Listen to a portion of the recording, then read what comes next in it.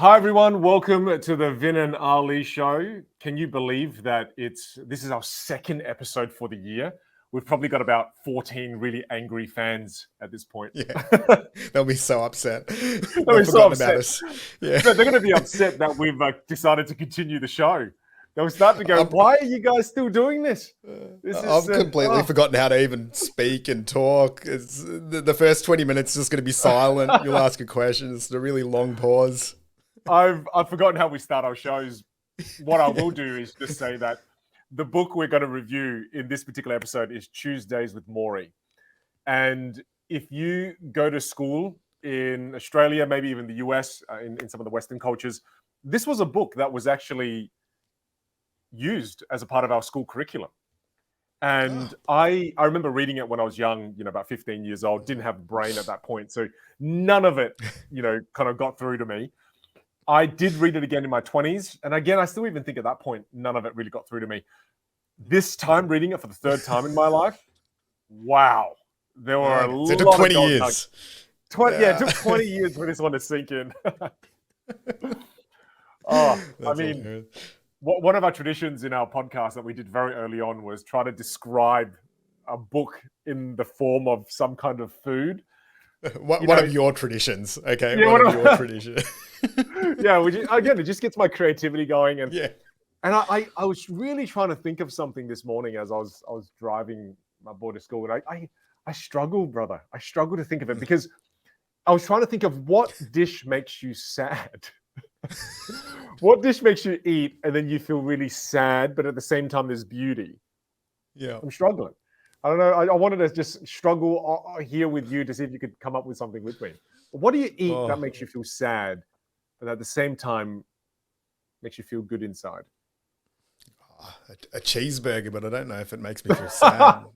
Hey, no, a cheeseburger does make you feel a little bit sad afterwards. So this book felt a little bit like a triple cheeseburger. It's probably the greatest insult this book has ever received. I'm so sorry, Mitch. I'm so sorry. Not that you ever see this anyway. No, but look, it's great to be diving into a book that I feel is about life and death. I feel that, man, it was, we've been through quite a bit in the last few months since the last episode doing extreme ownership, hey? Mm-hmm. Yeah, there's been a bit happening. And I think this one was one that we picked just because of its relevancy and, probably in both of our lives. But I'm happy to share something that's happened recently in mine. So after a year-long battle with cancer, my mum passed away, about 3 weeks ago.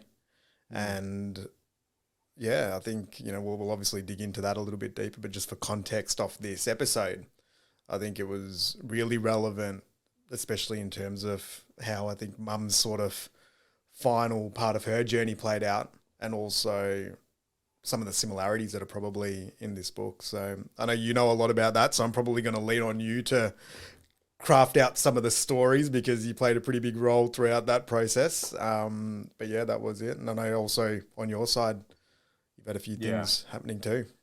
Yeah, I mean, well, first of all, before I share a few things on my end as well, it's funny because, you reached out to me and said, hey, will you be the master of ceremonies for my mum's funeral?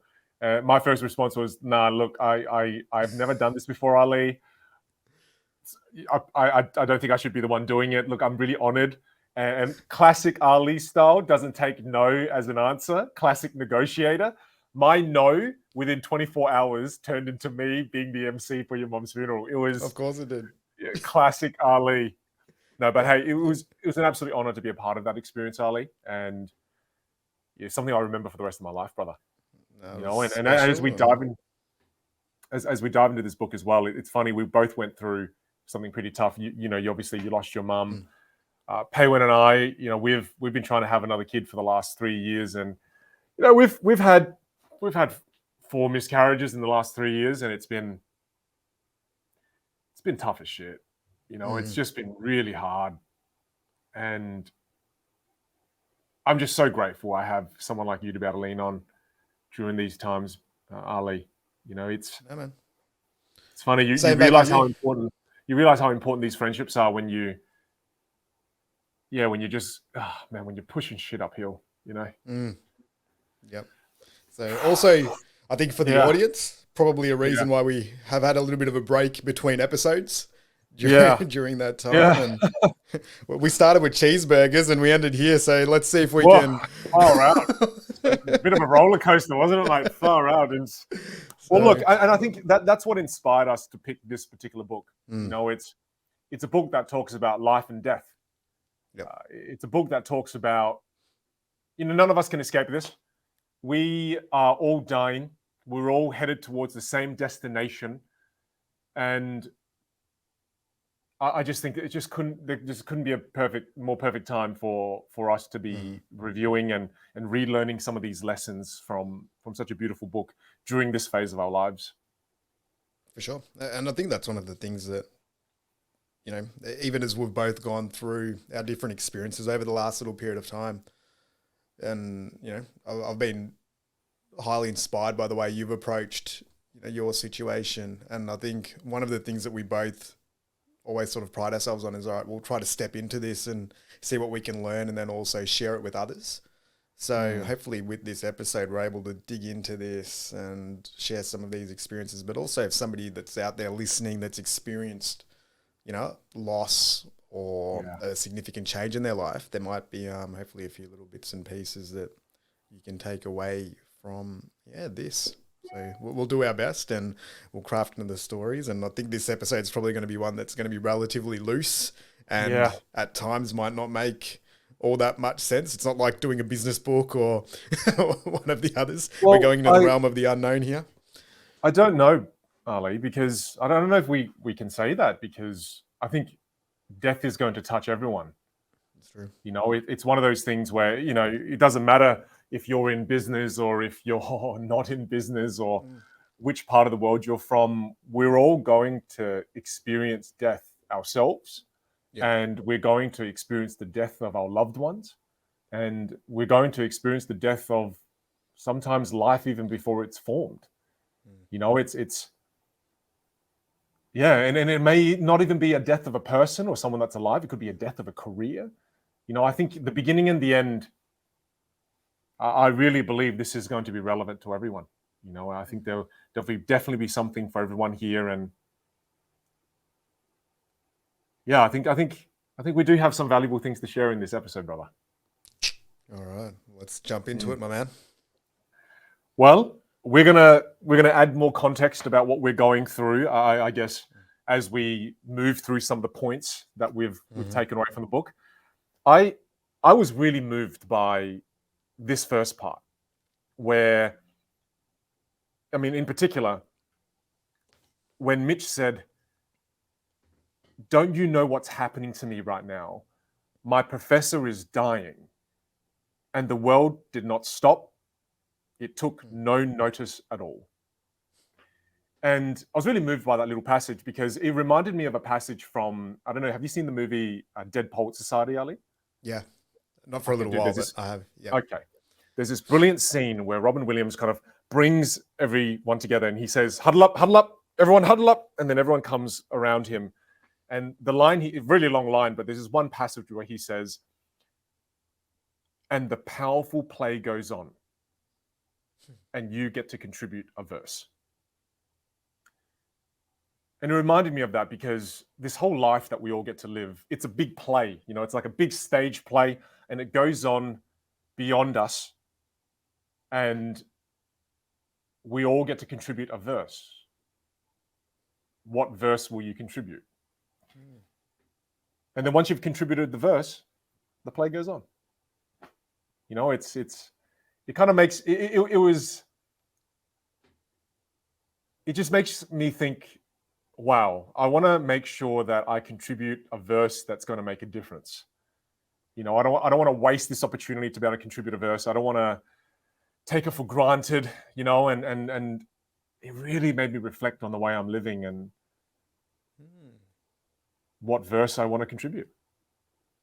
Yeah, I like that. Because one of the other things, just as you were saying that, is the word that came to mind is just like the continuation too. Yeah, it doesn't Is stop.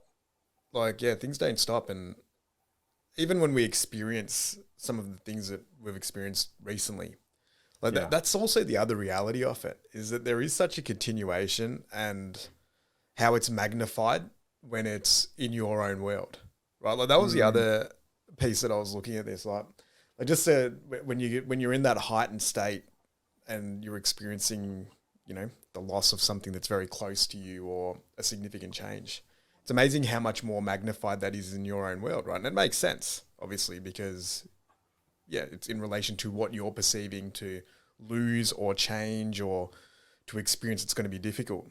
But then it's so funny, like you go to the dry cleaners or you go grab a coffee and it's like you just see that perspective shift. It's like, all right, well, this is like objective and it's happening to me right now. But yeah, and going back to your verse analogy, it's like, yeah, well, this is my verse and the story that I'm experiencing. But this person here who's at the dry cleaners or making the coffee, like their world's perfectly unchanged. And it's interesting. But then you have these beautiful little random interactions as well with, you know, people, when you get to share these experiences and share these stories. And like, I remember, that suit person. yeah, like I remember going out and, you know, and I guess, again, linking this back to the contribution of the verses. Like I remember sort of the day before the memorial, I'm like, all right, I'll go get a new suit. Went out to the local shopping center and I was getting a suit fitted and put on, and, you know, awesome retail assistant. She was, you know, helping me out because I did it pretty last minute just because things were happening so quickly. Experience, and like, it was great to experience them during that time. But well, you know, it's that contrast you just spoke about.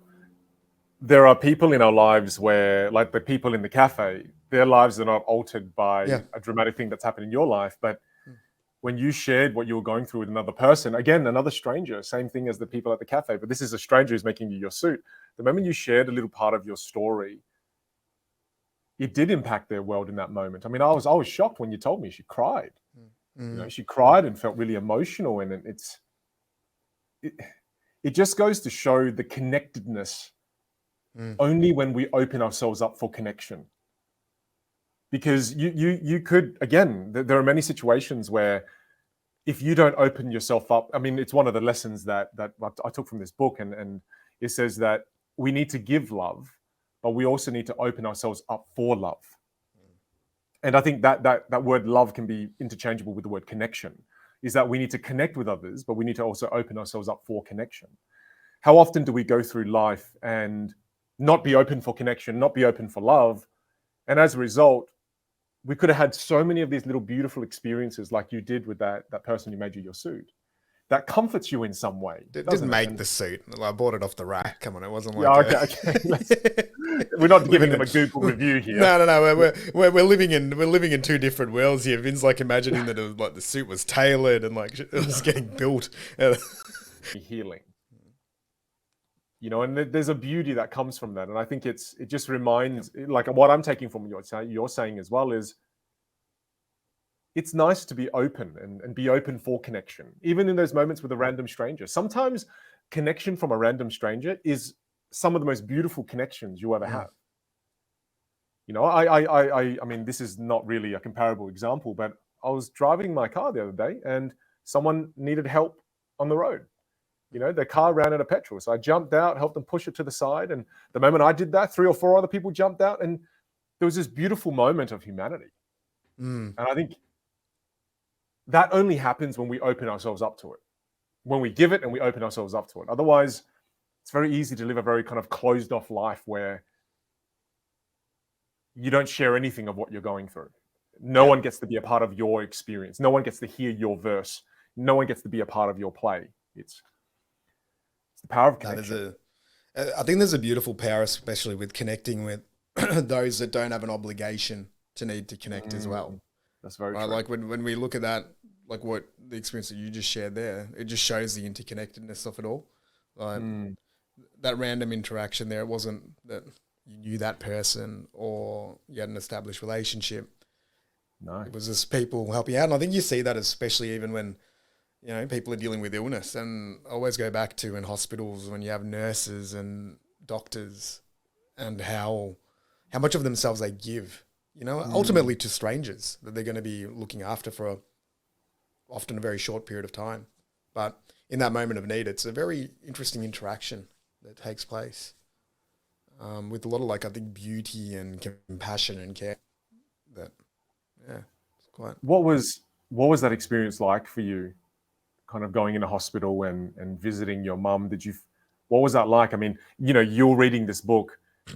Mm, Obviously there was a big point of this book where Morrie was kind of bedridden and in his bed mm, the entire time, and he would be visiting Morrie on every yeah. Tuesday. That's why it's Tuesdays with Morrie. Were there some synergies with the book and the experience that you had with mum kind of during this experience? Yeah, for sure. Like, so we obviously didn't get Tuesdays, but it all happened pretty quickly. But we got nine, I think it was about 9 visits in a row. Wow. And because of some of the restrictions and stuff like that, it was generally 1 to 2 hours that you were allowed for a visit. But it kind of really resonated with this book where sometimes just organically little themes would come out of those visits, and very, very similar in the fact that, because mum was pretty like, obviously in the last part of the journey at that point. So very similar things like, not being able to eat, coughing, Mm, vomiting, but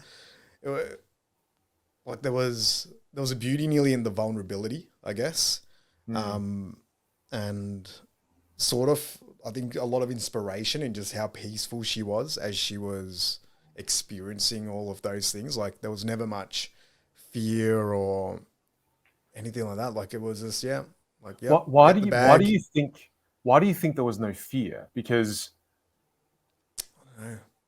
how It's did she get into that kind of state? Because I think for me it'd be such a scary thing, right? yeah, I mean, even I reading think she about was Morrie, yeah. it's shocking how there was not much fear. Well, she felt very similar to what Morrie's like, just as a person. She was Mm, quite content, very present person, always looking for the simple joys in life, and a very generous type of person as well. So I think the fact that she wasn't like wanting, or like if you think about even when Morrie speaks about it and they speak about it in the book, like a lot of the fear and stuff comes from regret, from having a lot of unresolved aspects that weren't right. finished off. Whereas I think just given the way that she lived her life, kind of, really to the fullest and Mm, sort of with a lot of love and joy, I think that meant that when she came to that point in time, there was a fair bit of peace, and acceptance of the entire situation. And I'm yeah. sure she probably felt it every now and again, but yeah, like I never saw it in those moments. And I'm like, if there is a way to do this, this seems Mm, like it's the model, I don't know how, like even I was thinking, I'm like, geez, would I be able to execute and be able to handle it like that? Who knows? But that was kind of like, it felt like the gold standard of even, with the nurses and the doctors, like there'd always be a joke, a laugh, even still in those end moments, it's like, interested in their stories, wanting that's to, blah, blah, blah, recommended this restaurant. Like these are the types of things. It wasn't around like, how am I going to get out of here? What's the next step? When's the next procedure? It wasn't any of that sort of stuff. So yeah. like, so we were fortunate to be able to have a lot of these really pure and deep moments, I think, and very similar. Like a lot of it was just smiles and you're holding hands, having a chat, talking about everything from the deepest things you can think about all the way to like,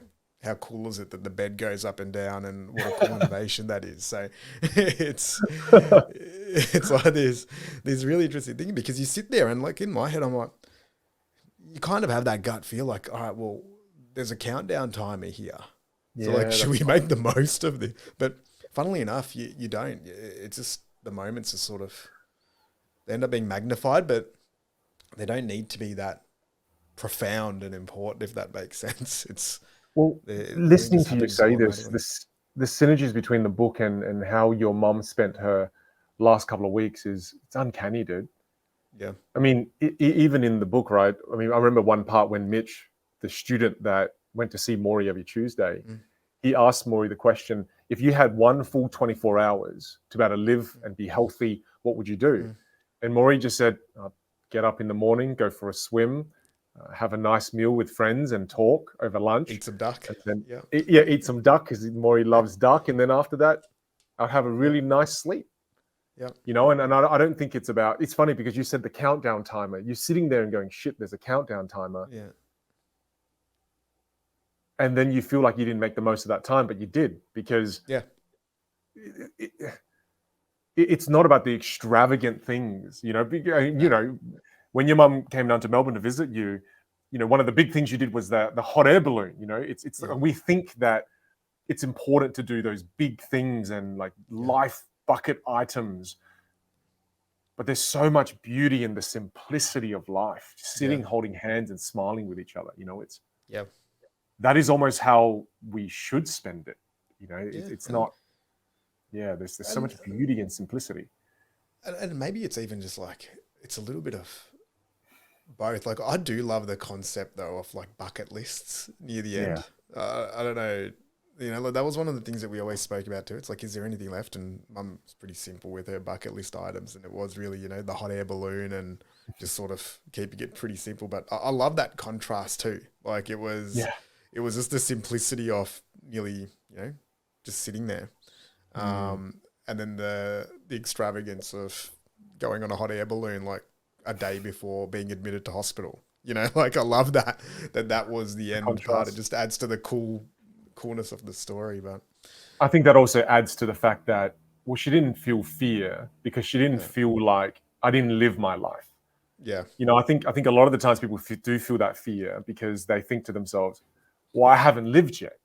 I don't want to go. I haven't had a chance to do all the things I've done, you know, and it's incredible, you know, as I learned more about your mom, even being at the funeral, talking to your friends and your family, she's lived such an incredible life. I mean, the number of countries that she's lived in is just outrageous.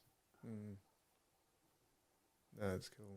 It's so looping back around to the verse that you spoke about before.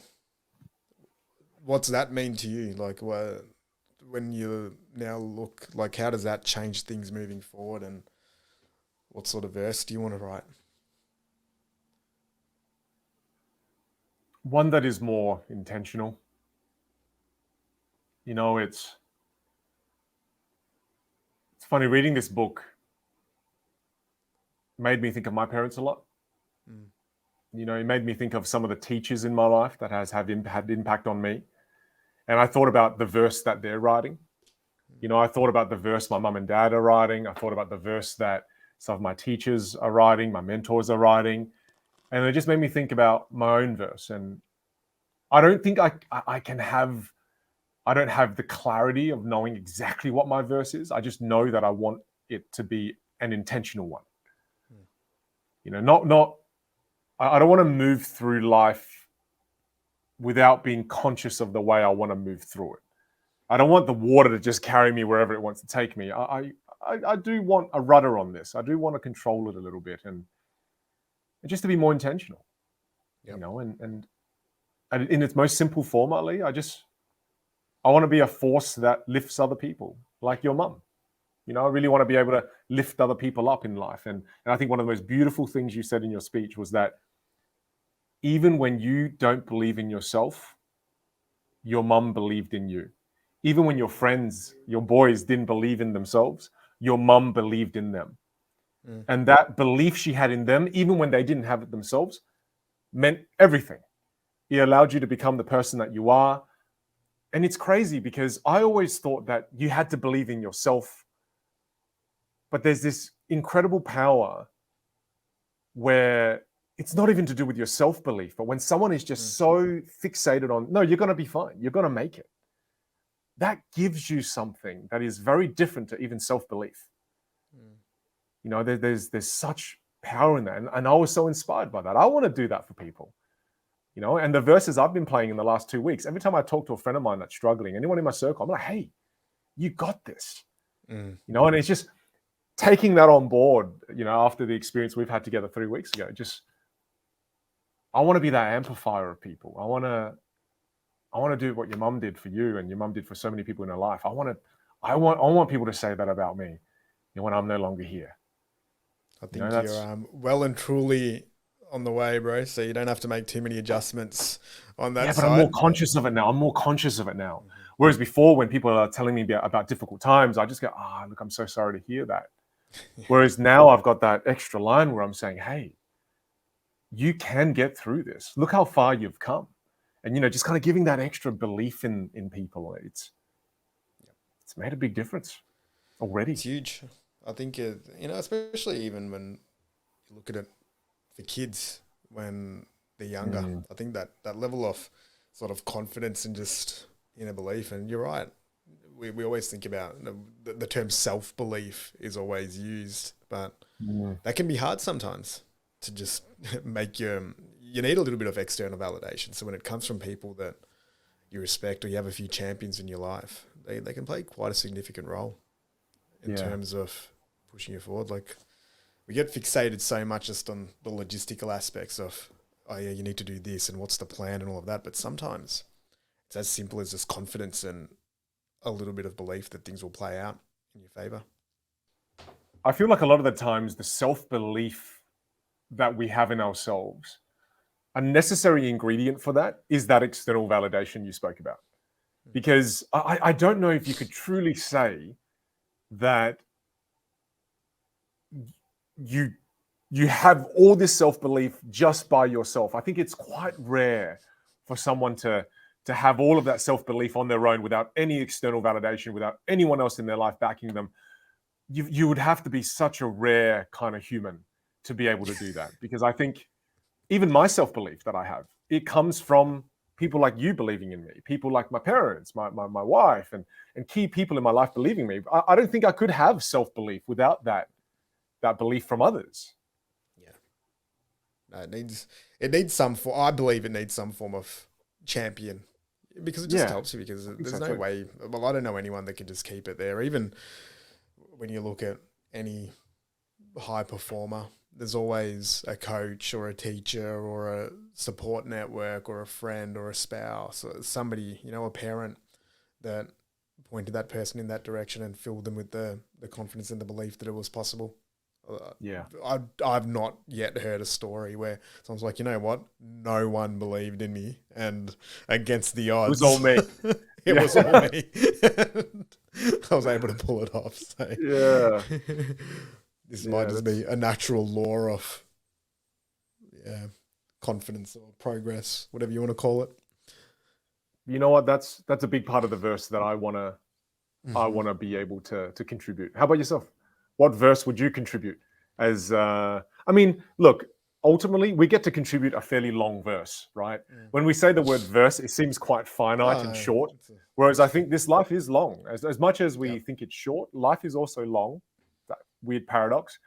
What verses, or what's part of the verse you'd like to contribute? Yeah, it's probably pretty similar. I think one of the things that this helped me gain perspective on a little bit more was just around, like, what's the actual true contribution that you want to make throughout this journey? Is it, like, for me, I've never really been too big on acquiring things or, material things, that much. Like, if it's part of the game, it happens. But more and more, what I probably got out of, especially Mum's experience, was just around having the impact on how you make people feel, what you can do for others with what you've got to offer is probably a big one that aligns with the book too. It's around looking at, just probably overall a higher level of, call it, generosity, impact. Like, even after this, one of the things is just the number of people to impact has probably changed,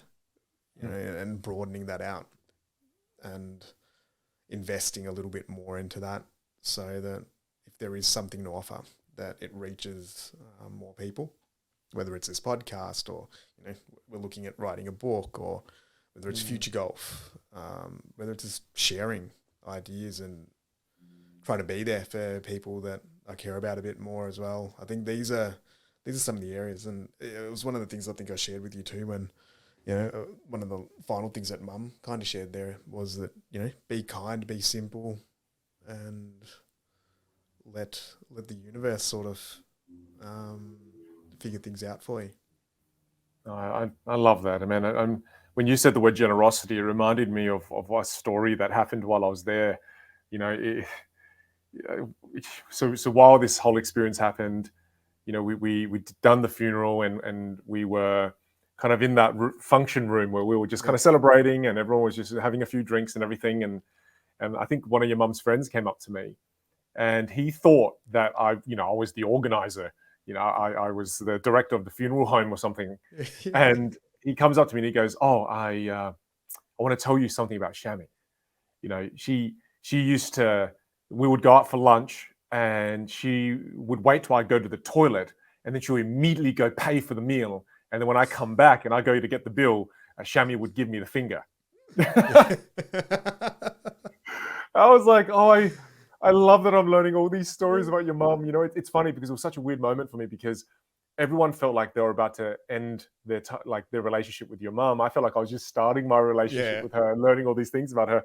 And then he says to me, he goes, "Look, I want to pay for some of the food today and the meal and the drinks." And I'm like, "Oh, okay, sure. That would be amazing." And then he gives me this little envelope filled with cash. And he goes, just before he gives it to me, he goes, "Oh yeah," turns to Shami's photo and he gives her the finger. And I was like, "Oh my God."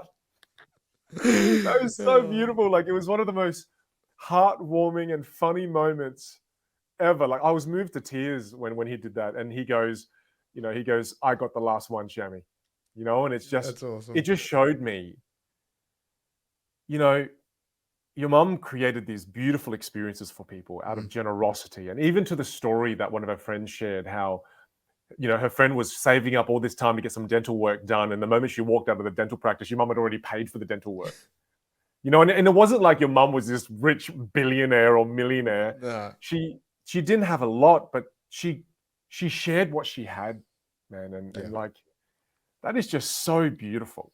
I think generosity is one of my biggest values. And to see somebody else live it the way she lived it just made me go, yeah, that's how you do it. That's how you do generosity. I also think it was a big reason why she was pretty peaceful, at the end too. She didn't have many attachments to like things. And whatever she kind of had, she did give to others. So I think that also relates to peacefulness, and to have that sort of level of calm and fluidity at the end, because I think she already knew that, like, she wasn't worrying about an estate or like the admin and stuff. Like, even on the odd occasions that we had to speak about those things, like, got nothing out of her, because it was, she just didn't want to talk about it. She's like, it doesn't matter. It's not important. It's none of these things. And I'm like, yeah, you're right. Like, it really doesn't. It's just digits and it's these things. And that's what she was like. Like, if there was a way to sort of make someone else's life a little bit easier or happier or to bring some joy, she would just do it. Wouldn't really care what the cost was, what the price was, what had to be traded for it. That was always very deeply rooted into who she was as a person. You see, I think what you just said there made me realize that generosity is how we become detached from material things. Yeah. When you're willing to give things away, it means you're not attached to things. Yeah. Whereas I can imagine if you were trying to hoard things, I want to keep every dollar that I make, every asset that I buy, everything that I want to hold all of it. Of course, when you die, it's going to be harder, because your life purpose, or part of your life purpose, has been all about accumulation. Whereas if a big part of your life is about giving, it means that when you go, you've already practiced the detachment to things. Yeah. You don't think to yourself, "Oh, but I love that house. I just bought that house. I love it." There was none of that with your mum. No. And it just made me realize that generosity is actually a practice of detachment, which is a big part of this book. I mean, so much of this book, Morrie talks about detaching, because, I mean, ALS, it's an awful, awful disease. And the way they described it in the book is that ALS is like a lit candle. It melts your nerves and leaves your body in a pile of wax, right? And it really is that. Learning about Morrie's story, you hear that he loses one function at a time, and the fact that, I mean, even in this very book, he talks about, I needed to detach myself from the experience that I was experiencing. And it made me think, how do you detach? I mean, how do you practice being detached? And you answered the question for me, is that a huge part of detachment, especially from material things in this material world, it's actually the act of generosity. Yeah, I think it's generosity. I think it's acceptance as well. Like I think Mm. that was a pretty big part of it. And funnily enough, you know that story that you mentioned about Les paying the bill. Like even that Yeah. relationship, like that's a friendship that started. So Les is actually he was our old next door neighbor. So they developed this friendship just because that's the type of person like Mum was, that she would, when she was here, she'd go outside or whatever and then see this guy just randomly on the side. They started talking and then just became friends. You know, so she had so many of these little relationships that started from these random interactions. Like it wasn't a 20-year friend that they worked together or anything like that. There was so many of these, even looking through her phone where, you know, there's all these people. It's like blah, blah, blah, taxi, blah, blah, blah, gardener. But all these people are like genuine friends of hers. Like she would always call up and be Wow. like, oh yeah, we've got these people coming over for dinner. I'm like, oh yeah, where do you meet them? Oh, they came and fixed the plumbing, and then we started talking, and their Now kids the do best this. mates. Now we're going out on this boat trip, and like, and they'd end up like she would end up forming these friendships with people that would just end up going from what for most people would be a normal acquaintance into meaningful friendship. And it would Well, happen this is over what and I over mean, though, again. is that your mum was always open for connection. Yeah. Whereas I think many people close themselves off to connection in life. Whereas it's like this, right? It's like your mum was a universal travel adapter. It Yeah. didn't matter where you're from, didn't matter who you were, what your background was, what job you had, what occupation, nothing. Doesn't matter. Your mum had a way of being able to connect with people. You know, and I think that that is such a rare thing. That is such Mm. a rare thing. Because Yeah. most people, oh, I'm an Australian adapter. I can only plug into Australian plugs. I only connect with this one type of person. Whereas the cool thing about your mum, dude, is that she was able to connect with bloody anyone. Yeah. That's so No, it cool. was pretty cool. It was cool. Yeah. So, Oh well, my dude, thank you for sharing that. Thank you for sharing, your kind of concept of a verse and how you mm, want to continue and the verses you want to add. yep. So why don't you So, you tell me what's one of the things you took from this book? well, let's What's go. another thing that maybe there Well, were some we've shared. parallels? Well, also before that, like I know, we've spoken a lot about Mum. Like I know you've been going through some stuff too. So I would love to touch on that, and if there's anything that sticks out in the book that relates to. I know it's a little bit different because Yeah. you're sort of. It's like at the start of the journey, but then it's also got so many components that relate to this. So I'd love to know, yeah, what's running through your mind. When I think about the journey Paywen and I have been through, and all the miscarriages and the heartbreak, and what comes to my mind immediately is just how strong Paywen has to be through all of that. And it's like I'm on the sidelines, and I'm watching her fight this battle, and as much as I want to jump in and help her fight and tag me in, I feel so useless. I think that was the hardest part of my journey, was feeling useless. And it was just so hard. And I don't wish this on anyone. And it's just, as I reflect on the journey, and we're still trying with IVF. We still want to try, and we know we want a bigger family, and it's just the admiration I have for the women who have to go through things like this. It's heartbreaking. It's awful. And it's just one of those things where I just wish there was more that I could do. So this the helplessness of it all. That was a big part of that was a big part of it for me. Yep. I don't think there's a solution there, or there's anything brilliant that I got out of that. It was just really appreciating Pei Wen and commending her for her courage, her strength. Because to go through that 4 times, bro, and be willing to go, hey, let's try again. It's the courage in that is crazy. I don't think I have that kind of courage.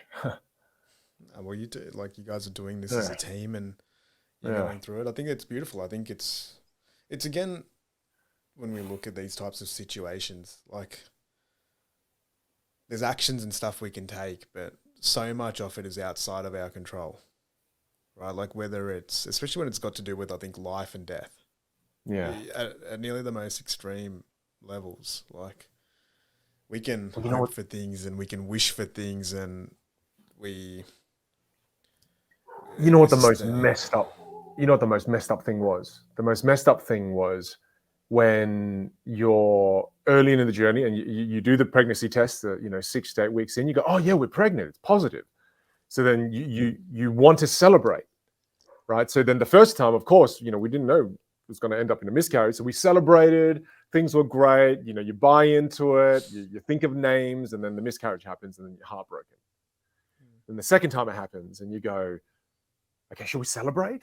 And then my mindset is like, well, I want to live. I want to celebrate. I don't want to have to give up to fear. And then, so I celebrated. Paywin was more kind of, reserved about it.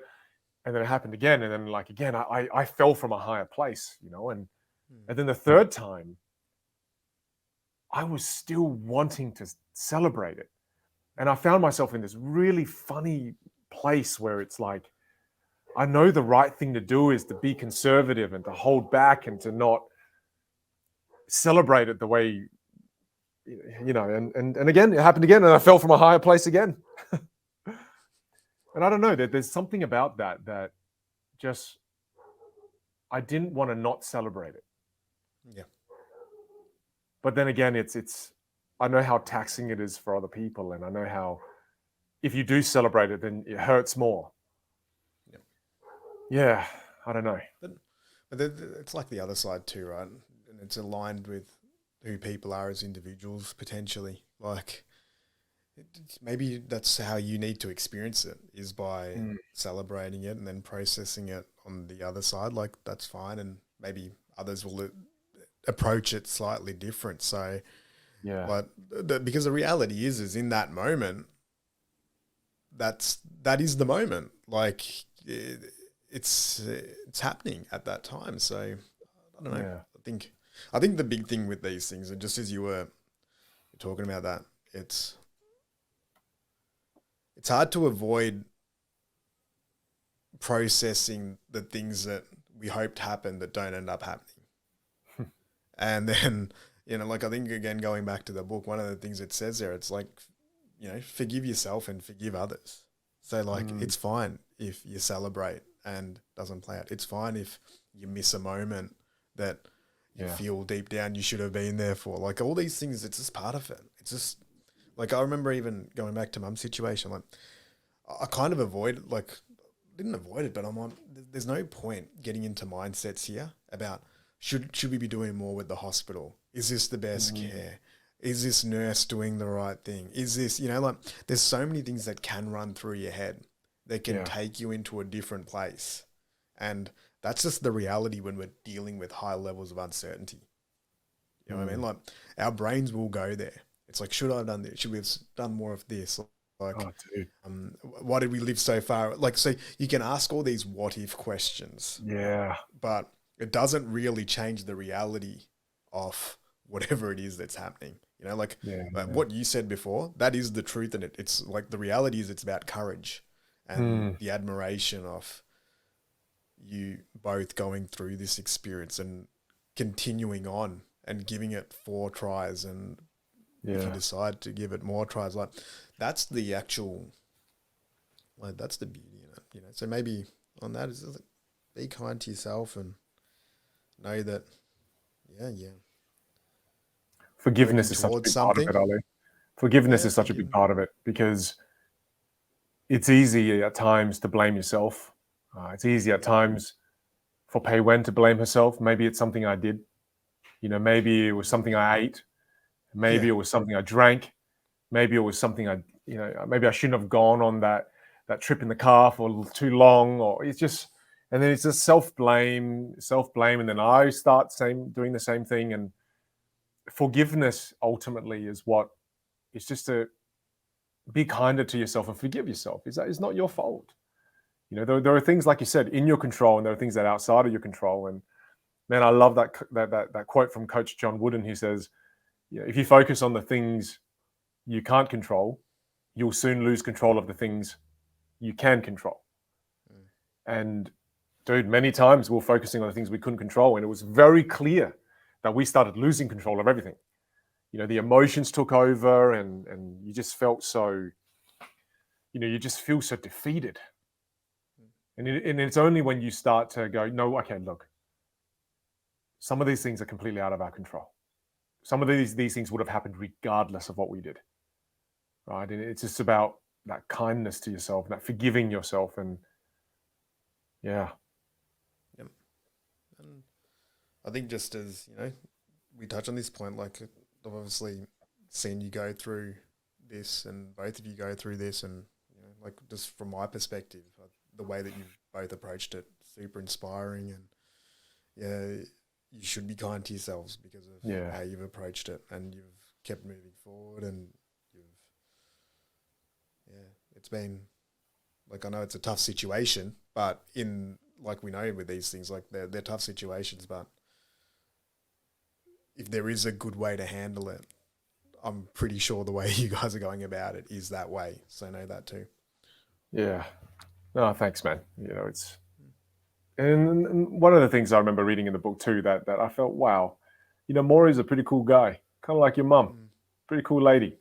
Because one of the things that I remember reading in the book was that Morrie said, because when Morrie was going through the final stages of ALS, there was a TV interviewer that would come out and interview him, and that TV interviewer came out a few times, I think 3 times in total. And on the first time, he said to Morrie, what are you afraid of, or what's going to happen to you? Is this the worst of it? And Morrie says to him, well, one day soon, someone's going to have to wipe my ass. And like your mum, he would make these jokes, and he'd find these humorous moments. And he said to Mitch, again, the guy that came, his student that would come to interview him, he said, Mitch, I'm going to enjoy someone wiping my ass. Yeah. I'm gonna enjoy these things. Society says I shouldn't be enjoying it. Society says that I should be sad and I should be useless and I should be depressed.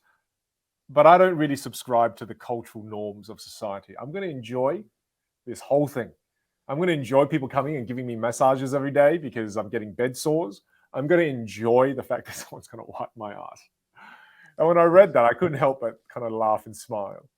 Yeah. Because it's like, what he's saying there is that through some of the deepest and darkest moments we have to go through in life, we still get to decide how we experience going through that. And I think what was so cool is that, you read about these things and you kind of go, oh yeah, did Morrie really do that?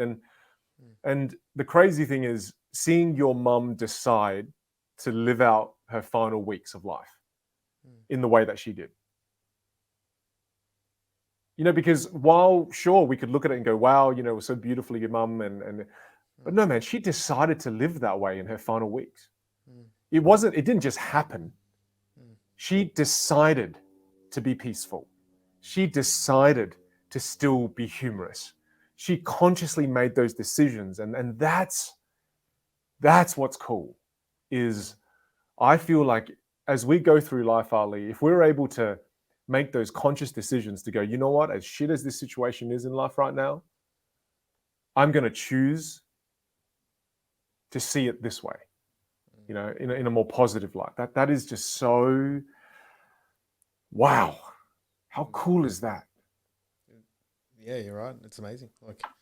And it just shows you that when you see somebody doing that, when, it's real and the stakes are pretty high, right? Like it doesn't get higher than those moments, and they approach it in that way. For me, it was a big, I guess, learning opportunity just to be around, well, we really do get to ultimately control how we experience things and how we approach it. That is a reality of it.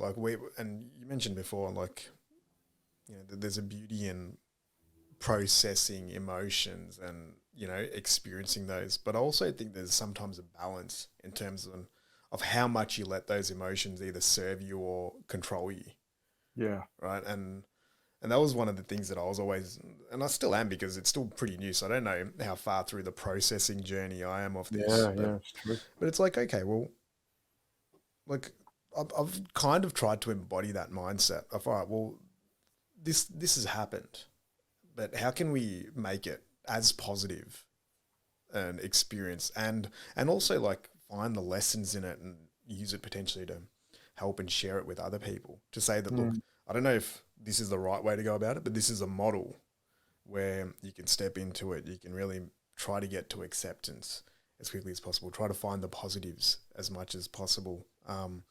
Try to capture your loved one's story and Mm. the beauty in those stories, so that you can keep shining their light. Like, for me, it just feels like, I don't know, for me personally, the more the approach is going to allow me to move through it in a much better way than, Mm. say, the alternative, which is just really like sitting in the sadness or whatever you want to call it for a long Yeah. period of time, because I just don't know what I can really do with that too Yeah. much, you know.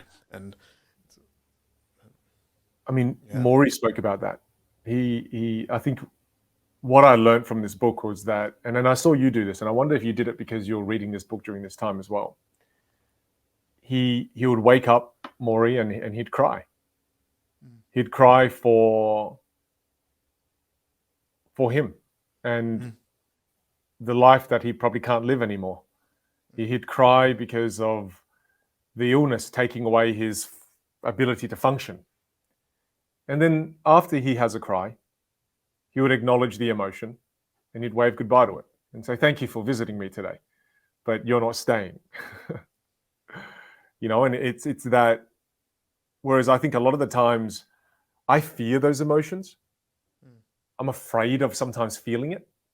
So I would at times kind of go, "Oh, sadness is knocking on the door. Let's pretend no one's home." And then every time sadness comes to visit again, it knocks louder, Mm. and it gets stronger and stronger and stronger, to the point where it just, it's like a big bad wolf. It blows your whole house down, and then it causes chaos. Whereas seeing Morrie, it's like sadness knocks on the door, but it's like a whisper, and he lets it in, and he lets it in.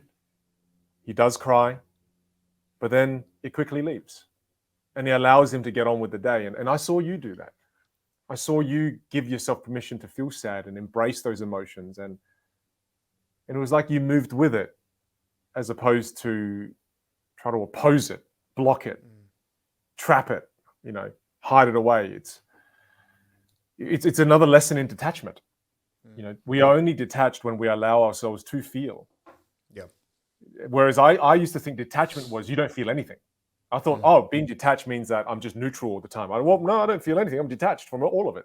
But no, detachment, learning from this book, is that no. The moment those emotions surface, allow yourself to feel it. Yeah. But once you've felt it, Yeah. and it's done its thing, just acknowledge it, and then you've got other people to visit. You've got other things to do. Don't just stay with me all day. I've got other things to do too. It's kind of a beautiful way of looking at it. And it might even, sometimes I think the word detachment maybe might not be the correct word. It's nearly like Mm, trying to step into acceptance as deeply as you yeah, can. And then that yeah, doesn't give you detachment, but it gives you freedom. Right? Like, so, because I think sometimes when people hear the word detachment, they maybe think it's avoidance. And there's a big difference with mhm, avoidance, yeah, yeah, right? yeah, Like, avoidance is, to me, it comes from a place of, say, fear. mm, And like, all right, this thing's too hard, so I need to just avoid this right now. I'll park it yeah, and then I'll come back and then deal with it. Whereas, call it true, it's not even detachment, but say if you want peace and freedom from a situation like this, I think you really do need to step into it. mm, And that's also hard too. But to me, it feels easier to step into full acceptance mm, than it is to do avoidance and then come into it. And I think that's just something that I learned a little bit from this process, and just from other things that have been, you know, potential challenges is, and you're probably the same as, like when I go back to now at tying that point that we spoke about before, and I was saying, watching you go through your miscarriages, I think mm, one of the cool things that I've seen you with is that you accept it and you step into it and then you move through it. Like you talk about it, especially with us more than most, and you share your story yeah, publicly. Like, that is an avoidance. So I think your chances of then moving forward are going to have to Yeah. be increased, because even though it's a really hard situation, there's a level of acceptance in there. And I think that's also when you talk about Pei Wen in there, the courage. The courage is in that too. I think courage is also very highly linked to acceptance. And when you see somebody like really go in and face what it is that they're experiencing, and then trying their best to figure out how to move through it in some way, shape, or form. Whereas that real, like, sort of, call it the sadness that you can't do much with, my gut feel is that's based on avoidance and the what ifs. Like, playing the what if game may be a bit too hard, because there's not really much you can do with that. So maybe that's one of our takeaways, is when you're dealing with something difficult, and if avoidance has been the go-to playbook, maybe a new one to try, which is equally as hard. And on the other side of the coin is just go full acceptance. Really, like one of our other episodes was extreme ownership. Like, own it. Yeah. And then maybe with ownership, then you can get peace and forgiveness and find the lessons and move through it. The most beautiful thing about that is it allows you to move forward. Otherwise, you're stuck. You know, and it's. It just reminds me of this other line in the book, and I just love the way that Morrie was able to think, where he said, dying is only one thing to be sad about. Not living is another. You know, and it's, you know, reading this book and learning about the life your mum's lived. I mean, one of the most inspiring things is that she's 60 and she got a boat license and bought a boat. Like, that's ridiculous. You know, these are things people get. Like, I hear people do this when they're in their 30s, you know. I mean, there's a woman in her 60s.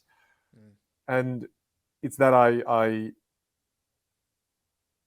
you know, another quote, and I know I'm throwing a few things around here, but Carl Jung has this brilliant line where he says, the greatest burden a child must bear is the unlived life of its parents. And I said this to you. I said, the greatest thing your mum ever did in her life was that she leaves with no burden on your shoulders, because she lived her life. Yeah. She lived her life. So you don't feel this burden on your shoulders of, it's pain for mum being gone. She didn't get to live. She didn't get to do all the things she wanted to do. I think one of the greatest gifts we can give our children is to live our lives, so that when we go, there's no burden for them. You know, I saw the way you went through this, and part of it is because of the person you've become, Ali, but part of it is also because your mum lived her life. She didn't leave you with this weight. No. You know, she didn't leave going, oh, there's so many things I wanted to do, Ali. You know, she left in a way that, hey, I've lived a damn good life. I lived 2 lives in one. So you don't feel that pain. No. And the other things that she didn't leave with as well is, like, we had such a mutual understanding for each other to live our own fullest lives and go on our journeys. You know, like, I think that's the other part, is that not only did she live her full life, but she was always encouraging of me to live my fullest life, and everyone around her to live their fullest life. And I think when you keep compounding that, again, it has so much, like, there wasn't much that was unresolved, if that makes sense, because so much of it was just everyone being who they are. And but you know, the crazy thing is, for a very deep connection. Well, the crazy thing is, I never thought that one of the responsibilities as a parent was to live my life as an individual. Like, one of the most powerful lessons I took away from, you know, the weekend we spent together celebrating Shami's life was that, you know what, it's actually a part of my responsibility, being Xander's dad, for me to live fully. Isn't that cool? What a cool mindset shift. Like, that shifted it immensely for me, is that I honestly used to look at parenting as a sacrificial thing. I think because for a big part of my mum and dad's life, that's how they viewed it. You know, I'm breaking my back for you. I'm doing 2 jobs for you. Like, again, so much of it was for you. So as a result, growing up, I think a lot of immigrant kids, you know, kids growing up in refugee families do feel this, because you feel that weight of, my mum and dad aren't living their best life because of me. You know, and you can look at it in a negative way or positive way. I felt it at times in a negative way. Whereas for the first time, I got to see someone who, when they left, there was such ease in your heart, in her heart. And now me learning that lesson is actually, if you want to be a good dad to Xander, you got to live a great life. And I was like, wow, that's so cool, because I used to always think it's sacrificial. That for Xander to live a great life, well, I've got to sacrifice mine a little. So that makes me view parenting in a completely different way. That's quite monumental, man. Like that's, again, see, it's so powerful. I'm still learning these lessons from your mum, and physically she may not be here, man, but wow, her lessons ripple on. Continuing on. And even if you think about it, like when you were just saying that, like, can you imagine any kids that like seeing their parents not living their best life? Like, why would, because that's often not going to translate into it being better for their relationship anyway. And I, just as you were saying that, like I've obviously, funnily enough, I've got a contrast, right? Like my dad passed away now 12 years ago, and we didn't really have much of a relationship, but his story was very opposite to how mum's played out, you know, in terms of living life to the fullest and all that. Like there was so much that wasn't probably lived in so much like frustration or like wanting to do things and not achieving it, which is also, you know, there's lessons and there's things that are inspiring about that part of that journey, but it's more in regards to like, you know, what not to do from my perspective than what to do. But to have that contrast, you know, with them both, and just to see how different it ended up and how it impacted those around them, it's very, very unique, you know. So you're right. I think that is one of the biggest things, like as a parent especially. What's a big thing? What's a big lesson you learned from your dad's passing? Because you learned so many wonderful lessons from mum because she showed you how to live. Yeah. What was something you learned from your dad? I mean, he was the opposite, right? Like you said, he showed you how not to live, you know. What's one of the lessons you learned there? It was Dad's one was really interesting because it was so different. Like I was a lot younger at that time, and so pretty much I hadn't seen him since I was 16, which is when me and mum essentially left, right, to start our version of our new life. And then pretty much the next interaction after that was like 10 years later when I was about, say, 25, 26, which was to be informed that he'd passed away, right? So like there was did you have no contact? Like there was zero contact? No contact for that 10-year period. Wow. So, but then it was also because the other side, so with our family, we've got a pretty small family on my side. Like I've got no siblings. So it was one of these things when I look at the lessons, like first lesson was processing that at that age essentially on my own, or pretty much with me and mum, and being like, all right, well, how do we go about this? And I think even back then, like it was probably a little bit different, not as evolved as what I'd say we are now. But I think even then I wanted to step into that and be like, all right, well, this is the reality of this situation. You know, at the end of the day, still my dad, even though we didn't really have any of the relationships. So it was just taking ownership of saying goodbye and going through the process and doing it in accordance with his sort of beliefs and religion and values. And so I think back then it was all about closure, but then sort of after it, when I started processing and I started looking back at his story a little bit more and all of that, I think a lot of it was just around inspiration of, well, this is somebody that gave me life, that put me into this world, even though we didn't have that greater relationship and there was complications and we're probably in many ways better off apart. It's like, what can I then learn from his story? And then I started connecting some of the dots where we had similarities, you know, like even in terms of like a big part of probably my entrepreneurial journey, even at a subconscious level, is inspired by him, because when he was younger, he wanted to start a business, but just sort of never went down those paths. So I think the big lessons that I learned from him was, especially when I became a parent, was like, do not, like one of the things was just categorically never going to let that relationship between me and my children not be the best relationships in my life. You know, so it was like, all right, lock that away.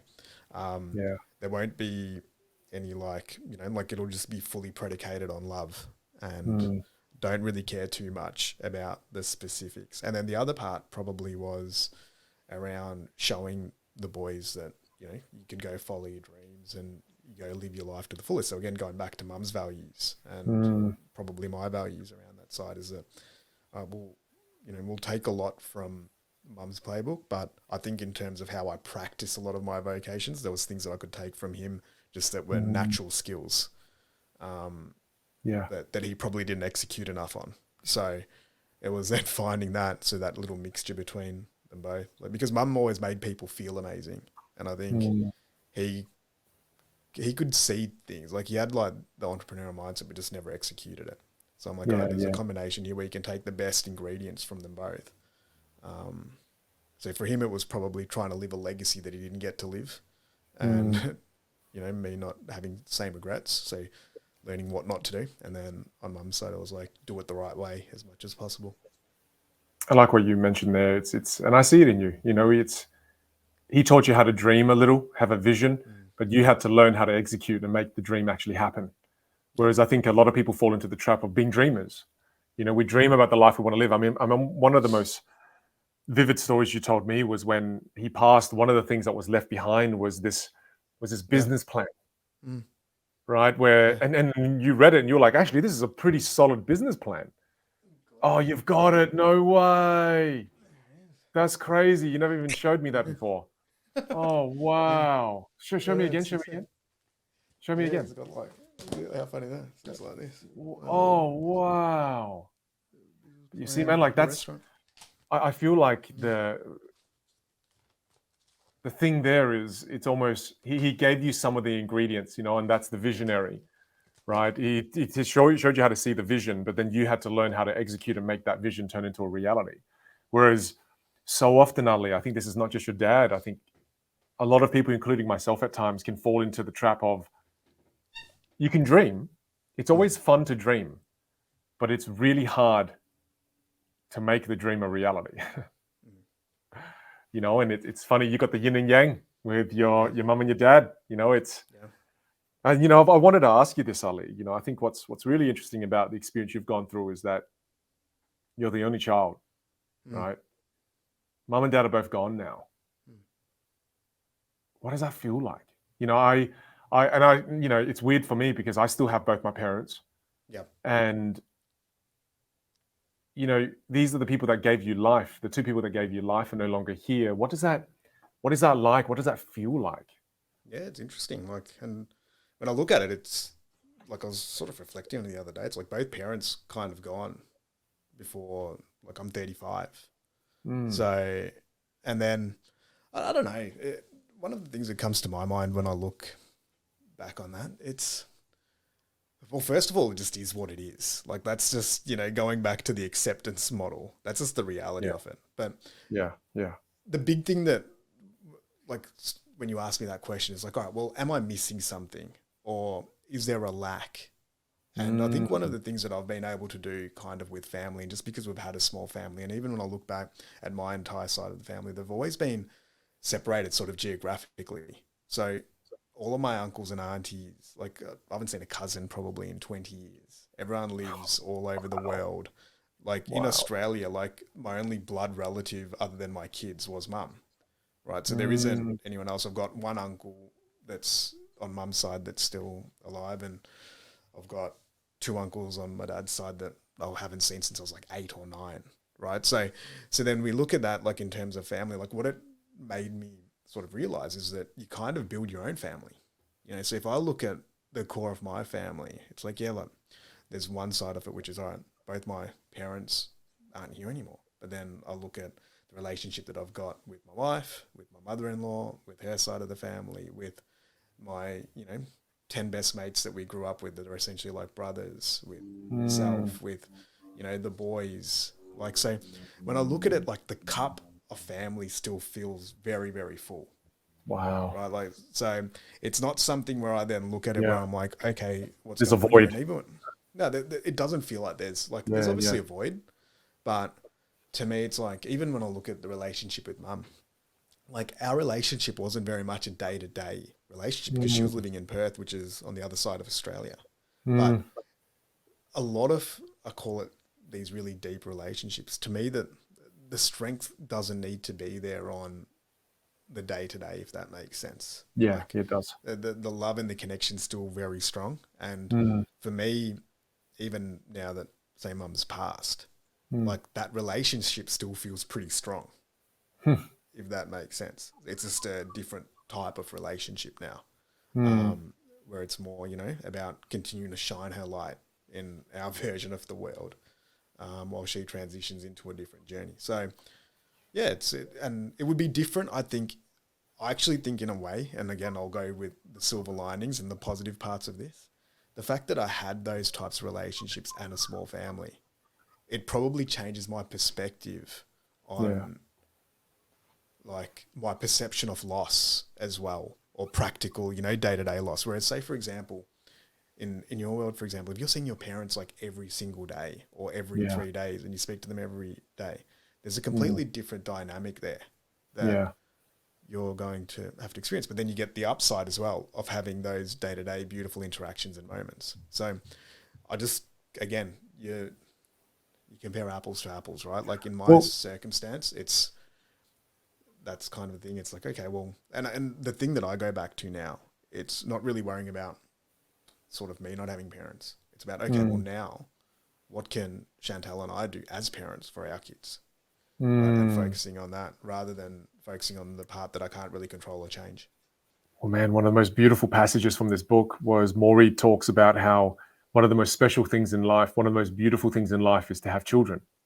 Mm, And then, along with one of the most beautiful things in life of having children, one of the hardest things in life is to say goodbye to your children. mm, It's one of those things where if we're lucky and life is done right, we get to say goodbye to our children and we are the ones that go. mm. Whereas, there are some people who lose their children, and I can only imagine the kind of like that is probably the Yep. one type of pain that I don't know if I'd recover from. It's like Yep. we talked about this as well. It's like there is nothing I fear more than that. Mm, And yeah, my parents, they'll get older. Look, I yep. accept that at some point we'll have to part ways. Mm-hmm. But it's yeah, I can yeah. There are some pains that man, I'm curious. It's like how do you even come back from things like that? It's just I agree. crazy. But That's but the but the only one that point, I can think of that yeah, that like would I derail me. I Yeah, really like don't know yeah, how you like all the things that we've spoken about today. yeah, yeah, I yeah. don't know how you step into that Like, one. well, Like I can't I imagine it. I Like accept I it I can and move imagine forward. myself enjoying somebody else wiping my ass. Right? I can go, you know Yeah, what? easy. That's kind of That's fine. messed up, but I probably Yeah, can no, get no. there. I probably, with Yeah, enough time and effort and yeah, focus, I probably can yeah. get there. But man, just when you No, talk about things about children, it's that. Oh man, that's another. that's the one that Yeah, yeah I yeah, it's can't comprehend and yeah. Hopefully, none of yeah. us ever have to think about that. But like, what the point I was trying to get at is that Mm, I love that you've got the family you were born into, and then you've got the family that you choose. mm, I think that what that highlights is that the importance of relationships, regardless of whether they're blood relationships or whether they're relationships in general. mm, I mean, I watch you go through this difficult time, and I got to see all these important characters in your life shine. mm, I remember sitting in your house the night before, and we were writing the speech for Shami and your speech, the things I was going to say, and I got to watch your little boy shine. Right mm, on the day of the funeral, Marcel got on stage, your oldest boy, and he delivered the most incredible speech. It made people laugh. It made people cry. It was just, you know, credit's due where it needs to be given credit to. Yourself, me, and Chantel, we sat there all night writing his speech, so we were his speech writers. But I got to watch him shine. I got to watch Chantel shine. mm. She walked into that room where you and I were struggling to write the speech. She sat down. She goes, all right, this is going to be fun. I'm going to write it. And then she writes it. While she's writing it, she cries. And then within about 15 minutes, she goes, hey, guys, I'm ready to deliver it. And then she practices it in front of us, smashes that talk. Unbelievable kind of speech. She cries while she's doing it. And she claps for herself at the end of it. And she walks out, and you and I are there going, What how just are we going to happened? write our speeches, brother? Yeah, no. So I Yeah. got to see all these different She's people gonna in your love you life. talking about her in this episode too, because it's something I always get in trouble about. Is No, but not I did shining that promise her light. some But stage yeah, time on the Vinh and credit Ali where it's Show. due. No, No, and but I it's think it's even just seeing all these different people step up and be there for yeah, you. You know, it's Amazing. dude, Marcel's 9. You know, Mm. he did this. He did like this scares most grown adults. It scared Yeah. me, but I got to watch him shine, and I know that there's so much of him doing it because he loves you. I know there's so much of Chantel doing it because she loves you. I do it because I love you. I got to see your friends be there for you because they love you, and I got to see the family that you chose.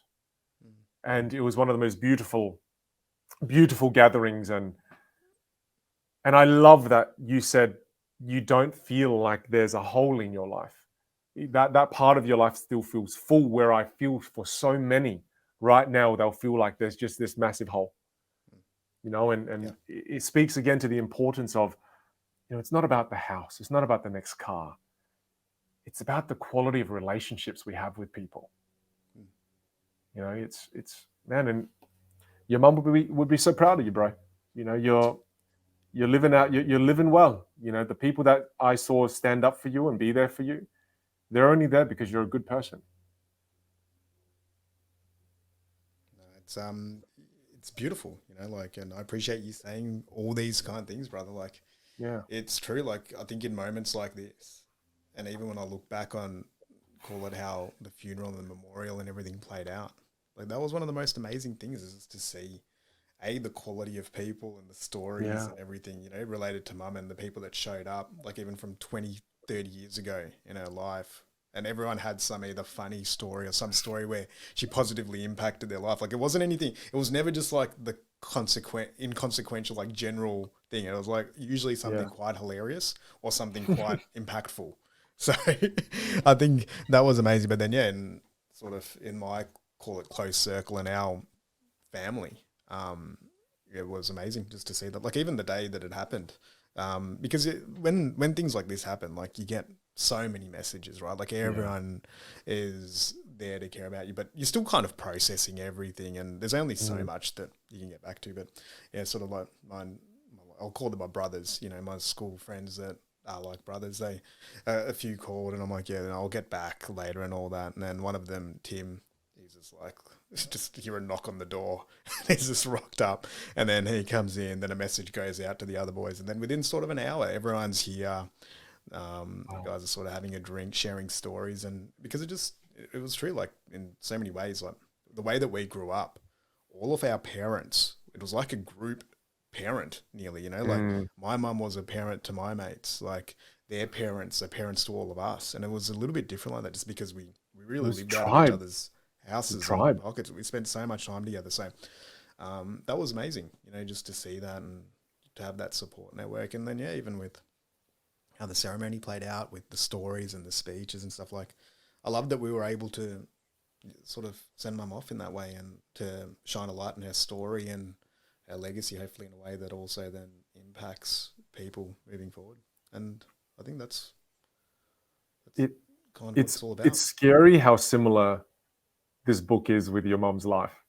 Mm, You know, all these people would come to visit Morrie as he was dying.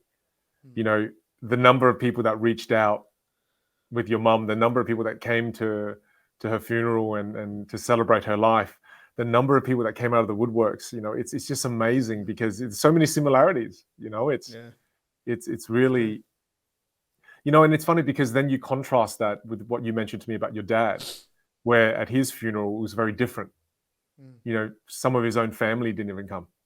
mm, You know, it kind of shows there are different ways we can live. mm, And what kind of verse are you writing? What kind of verse are you contributing? You know, are you truly making this world a better place, or are you not? You know, yeah. it's amazing that you had that contrast like that. It's just wow. It goes back to, and I think that part of it, Mm. where that contrast is, it's based on the level of impact and call it positive impact that you have on people. Because I think Yeah. that's what generally happens when these things, like, it's, you know, if you think about when somebody passes away, most people, do they have a memory or a story that sticks out in their mind? And if they do and it Mm. was meaningful to them, they're Yeah. going to be that person that's going to want, that's going to be impacted, you know, when that person passes. So, you know, and I think it's probably not a bad guideline for living. It's like when I'm in this interaction, like, am I treating people in a way that is going to make them want to, turn up? Did it impact them? Did it connect with them in some way, shape, or form? And it's usually the small things, right? Like it's going and paying for lunch when somebody's in the toilet. Like it's sharing a laugh or a story, like it's so much about it just making people feel good, I think, too. Yeah. Well, it's that Maya Angelou quote. People will forget what you look like. People will forget what Yeah. you've said. People will even forget what you've done, but they'll never forget how you made them feel. I think Maya Angelou really understood that. It's just about how you make people feel. There are some people who walk into your life, and the moment they open the door and they walk into your life, you instantly feel better, right? It's just the way they live their life, and they have that intention inside them of, I want to brighten people's day, and your mum always had that. It's so crazy that it's like I said to you, it's like I'm just starting to get her to know her now, and it's man, what a beautiful woman. Yeah. And that's one of the things that, again, going back to the Tuesdays with Morrie, there's so many similarities because mum would always drop Yeah. these little wisdom bombs. And one of the things that she said was, she's like, it's not really, even so much about like what you do. It's really who you are fundamentally. And I think, what I took that as, it's like nearly on the deeper level of, at its core, who are you? And Yeah. how does that impact people? Hmm. And I'm like, that's pretty true. Oh man, that's it's And weird I now that love I this line in the book. yeah. Just before we go on that, it's like, it's Hmm. like one of the cool lines, and he repeats it twice, and he's like, once you learn how to die, you learn how to live. Man, that's exactly where I was up to right now on my notes. Holy shit, that's scary. Yep. So Learn yeah, how to die and you'll learn how to live. yeah. That's pretty close to like Buddhist teachings, right? Unpack that a Where, little. I mean, yeah. that's a heavy line. I mean, learn how to die and you'll learn how to live. The way I hear that, it's learn that relationships are probably the most important thing in your life, not material Mm-hmm. things, and then you'll learn how to live. Because the things that people realize when they die, first thing. Yet when we're young, guess what we're chasing? All that material stuff. Yeah. It would be pretty similar for me. To me, it's more around probably attachments in your life. Mm. So Well, once you have what are you attached to if you are not attached to material things? like there would be, I think that, I don't know, with attachment, there's always things that I'm still attached to, right? Like whether it's going to be relationships, it's work, it's kids, hobbies, travel, Mm. adventure, how I want to spend my time. Even things like, like even doing this podcast, there's a level of attachment. There's always going to be these things that you're attached to, but I think it's about having a healthy relationship Right. with the things that you're attached to and not being consumed by it.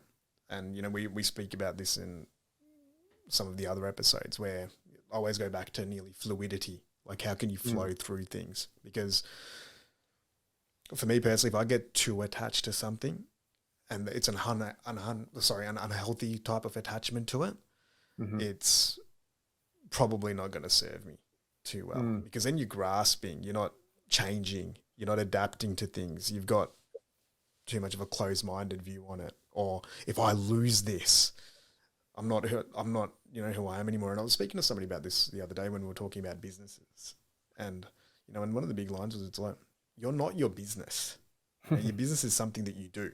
Like, that is a vocation. Whereas we get so tied up to these things where it's like, if my business fails, if my career fails, if this relationship doesn't work out, like, I think that's what this line nearly means.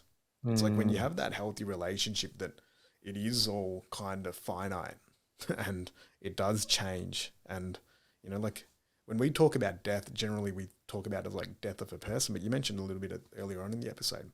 Yeah. A lot of the times it's death of the ego, and it wasn't that complete a thought early on, but I was sort of touching on this where it's like, it's relative, right? Like something really sad that I'm going through isn't going to be that sad for the person that's making coffee this morning, because it's not relative. They're not attached to it the way that I'm attached to it. So when you have a healthy relationship with that, and you can really observe it for what it is, then maybe that's that thing. And I think there's that in the book, there's that Gandhi quote, you know, every night I go to sleep, I die, and then I wake up again in the morning. So it's true. Like we have these deaths that are happening all the time that just happen from change. And when we understand that there's going to be some death that maybe makes us feel sad or angry or frustrated, and there's going to be other deaths that link to all the things that make us happy and that are exciting and moving forward. Like, yeah, your career ended, that's a death, but then you started a new one and you found the job that you love. That's life, right? Like, so we go through that. And I think that was even one of the things that I told you, like, even as this was happening with Mum, like, I know that, you know, you and a couple of other people that we know are in the process of starting families and expanding on their families. And I'm like, that was one of my big wishes out of this, is that hopefully if there is a high power out there, it's like, look, it's like, if there is a negotiation to be had, can we make a trade here? Like, we know someone, because one person comes to the end of it, like, then there's also hopefully then going to be that life that comes on the other side. There was a passage written about this in the book. I don't know if you remember it, but there was I think it was a South American belief or culture or religion that believes that the energy of the world is a constant. There's an equilibrium state of energy, and when something dies, something comes back to life. No, not back to life, but that energy is then recycled back in. So, you know, when they said that when a hunter kills an animal, then now there's a void in the space of that energy. But then when the hunter dies, the hunter refills that void. So there's this kind of, again, Lion King, right? Circle of life thing. And and dude, that was beautiful. Always comes back to Lion King. It does really come back to Lion King at most times. But yeah, I think I was reading something similar. I can't remember where. And it was also saying that, you know, everything that happens, even in life and in death, is just a transmutation of energy. Yeah. Right. Like, so you can Makes look a lot at of it sense from that perspective. It's like, even when somebody passes, I think one of the reasons why it's quite confronting is because it's a very different shift in that energy. But like, even when you look at this book, right, like, Morrie's sort of gone, but kind of still lives on. He does. Through the book and through the lessons, us speaking about it. So is he gone, or is it just a different form and transmutation of that energy? Like, I'm like, all right, this starts getting a little Well, it does. more, I mean, very, it's interesting you say that, because in a way he's still here. You know, we got to read his words, we got to see his picture, we got to learn his life, and in a way he's still here. It's why one of the most powerful ways to have impact still in today's world is a book. Isn't that crazy? A book, a movie, a story, a movie. And I like what you said before, is that you want to help shine Mum's light so that she continues to have impact. I think it's inevitable. I don't think there's a way you can live that doesn't continue her legacy, because of how she shaped you. You know, it's something that my mum and dad would always say, and I want to share this with all our listeners as well. And it's that my dad used to say something that gives me a lot of comfort when my grandmother passed. You know, we're all sitting there, she'd already passed, and we're at her funeral. My dad got up and he said, "There's more of Grandma in this room right now than there was ever in her." And he started pointing around to us kids saying, you know, the way you love this particular food, you love that even more than Grandma, but that's Grandma in you. And then pointed to Grandma's, you know, sister at the time in Vietnam and said, for you, the kindness that you have, there's more of that in you than there was ever in her. Again, there's so much of her still here. There's more of her in this room than there was ever in her. You know, and it gave me so much comfort that, you know, imagine being able to live in a way like that, where there's so much of Shami still here. It's inevitable. It's like, it's not that you have to be conscious of it. It's basically inevitable that she lives on. It's true. And it does. It lives on in all the relationships. And maybe that's the thing where like if we look at the core thread in this, it's so much about it is how you touch the world, Yeah. right? And how you choose to impact it. And that comes down to a choice. Like, what are your values? How are you? Well, What are most of your interactions like with people? Like, are they positive? Are you trying to help people? Are you trying to move them forward? Are you trying to make them unlock their potential? Like, even when I think back, to what we try to do a lot of, like in your world, you teach people. You teach people how to be better, and you amplify them, and you help them connect with people and communicate. And and my one that I've probably lent towards is I help people try to live a little bit more and live uniquely and follow their dreams and pursue passions. And it's like, we have our threads there, and then they're linked to our parents and to the people that have impacted our lives. But yeah, just a lot of it goes back, I think now, especially after this, is around impact and contribution, what that maybe looks like. Yeah, man, it's nice to be able to have moments in life where it causes us to reflect the way we're reflecting right now. Whereas a lot of the times life is pretty go, go, go, go, go. There's nothing like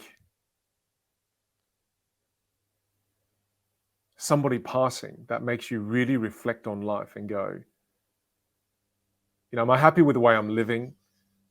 Am I living in a way that would make that person proud? And another thought that keeps coming to mind, man, it's so strange in that, like, think about how many people have read Morrie's book that feel like they have a connection with Morrie, but Morrie's not even here anymore. Think about how I'm beginning a different form of relationship with your mum as I'm hearing more about her, even though she's no longer here, and how she's been able to impact my life. And like I said to you, a big one is I'm going to live my life so that I do not burden my children with the weight. It's like there is impact happening right now. So much. But even how it changes like key relationships. Like, say, for example, like how you were there for me and my family during that time. Like, we've done, in a pretty relatively short period of time, we've experienced a fair bit together. But this is just another thing that adds to it. Like, the fact that happened, and as you said before, like Marcel getting up and speaking, and getting to see your child like pull off something incredible like that, watching your wife speak, watching the impact on your friends, like it just changes all these dynamics, and that was all linked through that event. Yeah. Right. Which is very powerful. And yeah. So yeah, I think the other thing that we're maybe learning from this is that just because, I'll say this with quotation marks, it's a death, doesn't mean that it's over. And maybe sometimes that's what it feels like. And it's really hard to get beyond that this is the end of something and I'm never going to get it back. I think that causes a lot of pain for people. Whereas what even you were saying and what your dad said about your grandma, it's a pretty beautiful way to continue on. The life. Something that Morrie said as well. He says that often the word dying and the word death is associated with the word useless. And he goes, I'm going to make sure that that's not the case with me. I can be research. I can be of use still. And I love that. Is that death and dying does not mean useless. Yeah. It doesn't, because again, you can choose what you leave behind. You really can, and it's funny how it makes us still, and it makes you think about the way you live. It's crazy. The more I'm thinking about the book and looking through my notes here, the more I'm like, wow, there's just so many synergies. It's crazy. Yeah. Well, even the book, why I think it's been so successful and it's such a powerful book is because obviously it's about Morrie's sort of journey into death, but really it's a book about living. Yeah. Really, like he's breaking it down. But I think what makes people listen the most is this is coming from somebody who is dying and he's teaching people and Mitch, in this. And that's the power within the book is It's really a guide for life in a way, or a model, a potential model. One of the topics later in the book that I found really interesting is that there are some invisible heroes in this book. And one of the invisible heroes, I think, is Morrie's wife, right? Because people from all over the world, all over the country came to visit Morrie. And it's very easy, I think, in that position for Morrie's wife to think of it as, well, I've only got so much time left with my husband. Everyone's taking it away from me. Not once in the book did I sense that. Now, whether they didn't write it or not, but I'm giving the benefit of the doubt here, is that she always seemed so generous. Imagine like Morrie's wife just hated Mitch. Like this whole book is like the I worst. And Mitch just left that out and rewrote it completely different. He's like, oh, she's hating him right now. But there's that chapter on marriage that I thought was really cool. And then Morrie said, you know, marriage is a very important thing to do. And if you're missing a hell of a lot if you don't at least try it, right? Yeah. And there was this beauty where he wrote marriage. I guess there's a passage on marriage advice, and I loved it, where he wrote, "There are a few rules I know to be true about love and marriage. If you don't respect the other person, you're going to have a lot of trouble. If you don't know how to compromise, you're going to have a lot of trouble. If you can't talk openly about what goes on between you, you're going to have a lot of trouble. And if you don't have a common set of values in life, you're going to have a lot of trouble. Your values must be alike." Yeah. And I love that, because it talks about respect. It talks about learning to compromise. It talks about being open and transparent. It talks about having common values. 4 incredibly powerful pieces of wisdom there that I took, that I'm going to make sure is applied to Pei Wen and I. I love that. It's great for probably any relationship, really. Yeah. Like, you're right. I made a note of that exact same passage. Did you? Yeah, I love that passage. It was pretty cool, really practical tips. Well, and then I love the last one, right? And he goes, and the biggest one of those values is your belief in the importance of your marriage. Yeah. I have yeah. So it finishes it off, because you can substitute the word marriage for anything, as a parent, friendship, relationship, leader, whatever it is. Yeah. A great little 4-step guideline there. But that's what I wanted to mention, in that, just to highlight his wife for a sec, because everyone got the best moments with Morrie, right? Everyone got the moments where he was up and he was energetic, but I am certain that the moment those people leave and the door closes and he's with his wife, he's suffering. I mean, the book mentioned many times the nights where he would cough 3 to 4 hours non-stop, and how he'd suffer, not be able to sleep. Guess who was by his side? Guess who was there for him? It's his wife. It was like she didn't get to experience the best moments with him. She was there for all the worst moments, and she shared some of the best moments with other people. It just goes to show that his story wouldn't be this story if she wasn't there. He would have died a long time ago.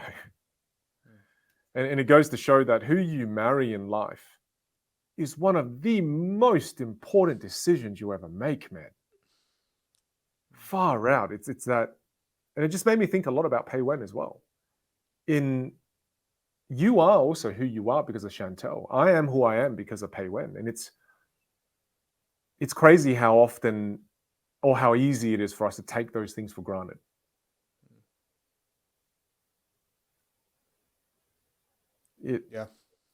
Yeah. Because again, it's funny because she doesn't get her own chapter, which was crazy. Yeah, she's sprinkled throughout the book, but you're right. Like, well, because she's a private person. I know she's a very private person as well. Well, even going through this recently, and I think there's another line in the book that talks about this. It's like, you probably, people believe that they don't need other people, or sometimes they believe that. But it's in these moments where, when you do have people around you and just great humans, it makes experiences like this a lot more manageable, and you can go through it a lot differently. Even when I look back at this experience, right, whether it was having my friends, you know, Chantel's family, Chantel in particular, our boys, yourself, like all this sort of, they call it the core group, you know, her brother, you know, my brother-in-law, like all of these people, it's nearly like the high quality of people you have around you and the relationships that you manage and foster. Like even I look at our team, the work team handling everything when I was going through this process, like it goes so wide and far where I was able, that wasn't anything that I had to worry about throughout that entire process. You know, there was no like, every single person was sort of rowing the boat in the right direction and making it, you know, the most seamless sort of and best experience that it possibly could be. And when I look back on that, that's going to be one of the coolest things that I'll always remember. It's like, wow, like everyone stepped up, everyone chipped in, everyone was amazing, everyone did all these things. Like that's one of the things that you do remember when you're experiencing these bits and pieces, and it changes it. Like, so you're right. You know what you just made me think of? You made me think of, we want to upgrade cars all the time. We want to upgrade homes all the time, upgrade jewelry, clothes, whatever. We always want to upgrade material things all the time. But what about upgrading our relationships? What about doing something that will help make the relationship better?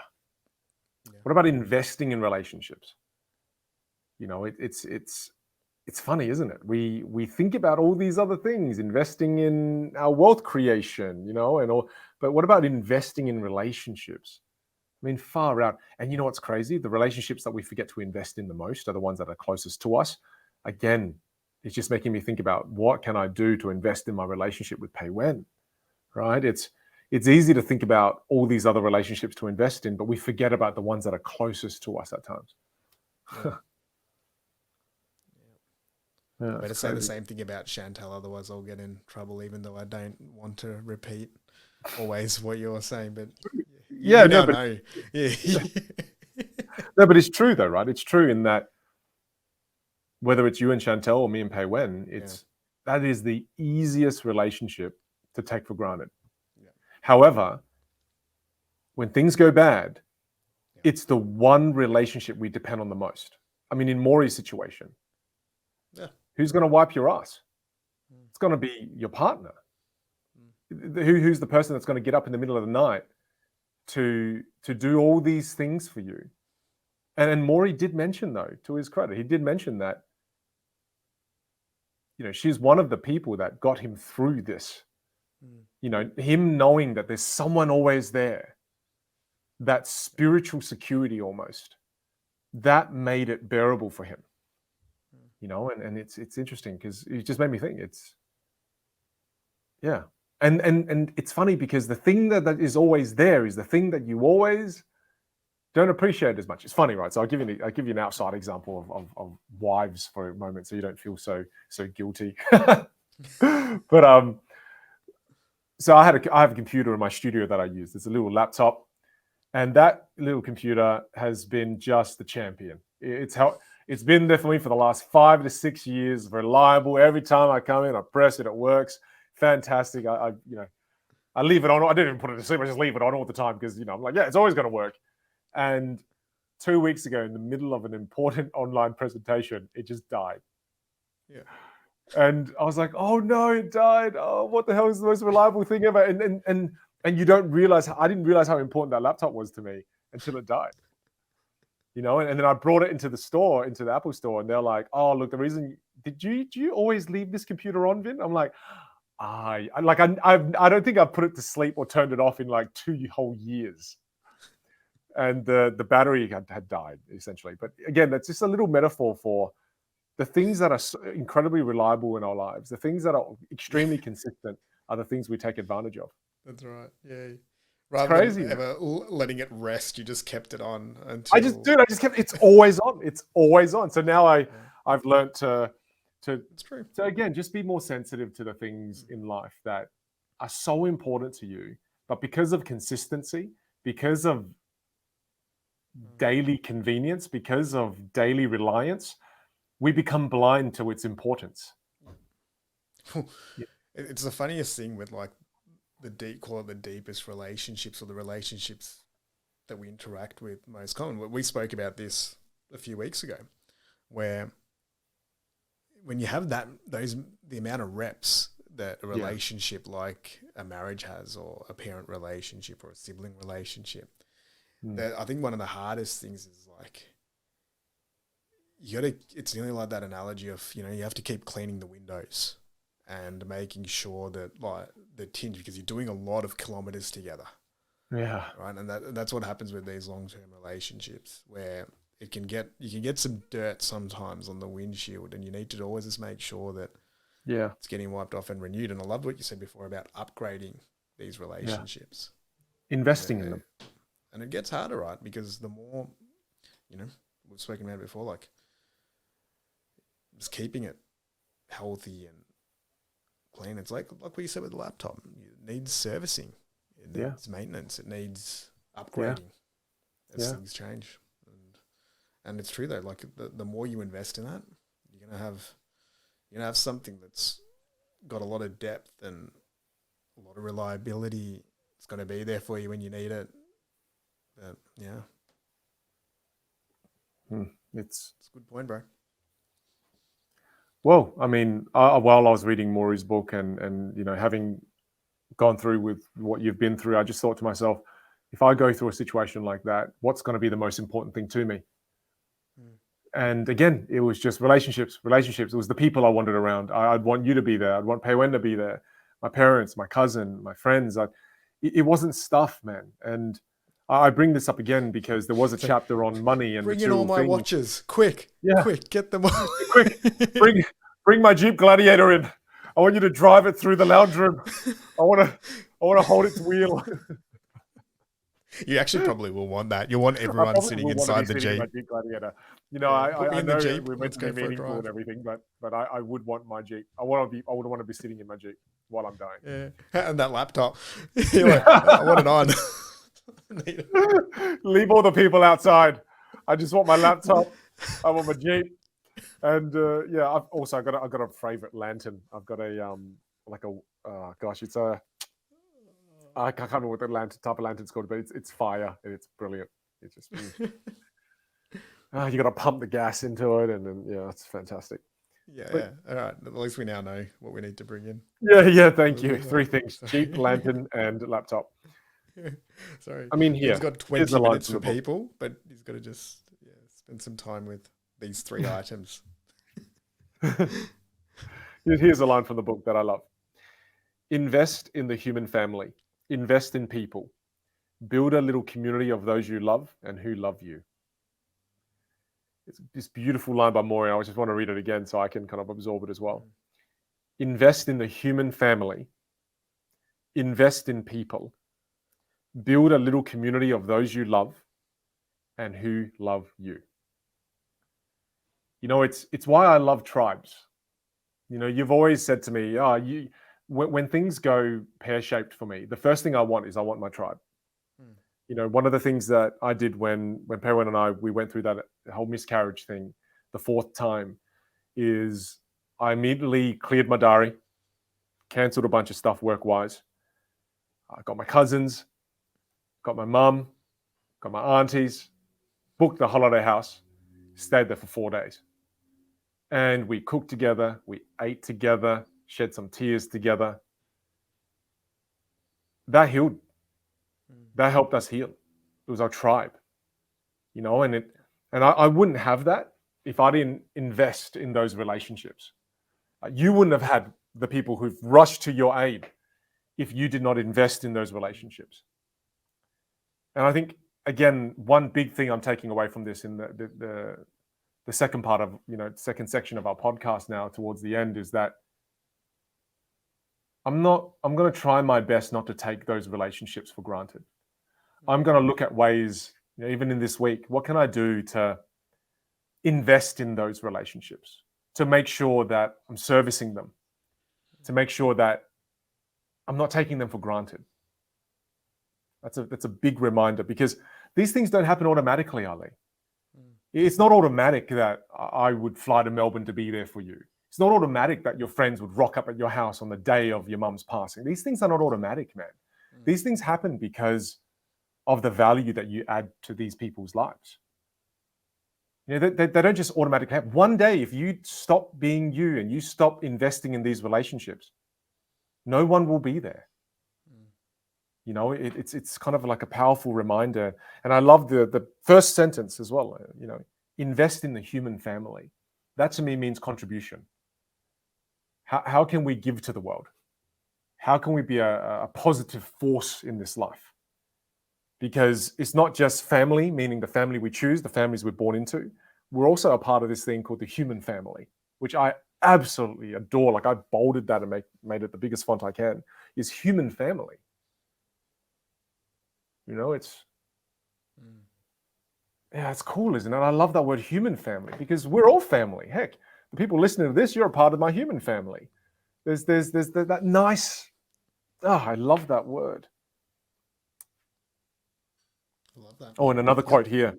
I loved it because I thought it really applied to what you were saying, what you've been trying to articulate quite a few times. But death ends a life, not a relationship. How cool is that?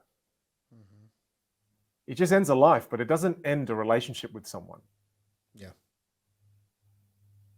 So your relationship with your mom is still going strong. That's true.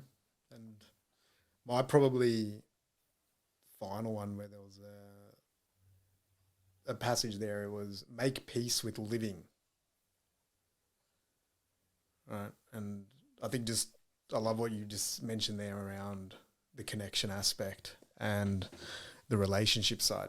I think to give just a sort of contrasting view as well is as we're navigating through this is like really invest in finding out who you are and how you want to live and how you want to navigate life. And also when you have, call it the most challenging moments in your life, what can you learn from them and how can you use them nearly as, you know, an opportunity to really practice what you believe in those moments. And I think that's another big thing is get that clarity so that you kind of are prepared to navigate the ups and downs, right? Because there's multiple ways of doing that. There's one where like some people will get everyone that they know around them, you know, and they'll lean on people, and that's an amazing approach. Others will want to go, you know, inside themselves and maybe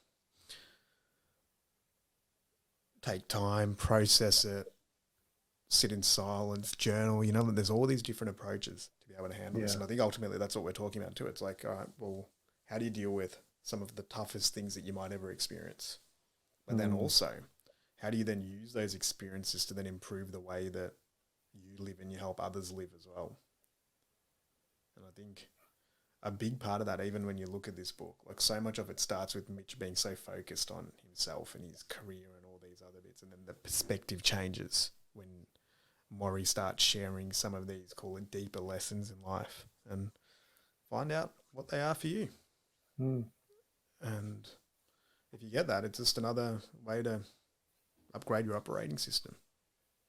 You know, even when I was like in a way, I'm glad that I got to experience this now at this stage in life with the people that I've got, the things that I know about the world, other challenges that I've experienced. They're all things that sort of help you at navigating it. Whereas, as I said, like the 25-year-old version of me would have been very different. The 15-year-old version would have been even more different. So also understand that it's okay depending on where you are in that journey. But maybe there's I think just two real themes that stick out from this episode is if you can optimize the people around you, it's going to help you on the ups and the downs. If you can optimize your own self and how you approach the world and how you sort of process things and accept it, work through it, it's also going to help you deal with the ups and downs.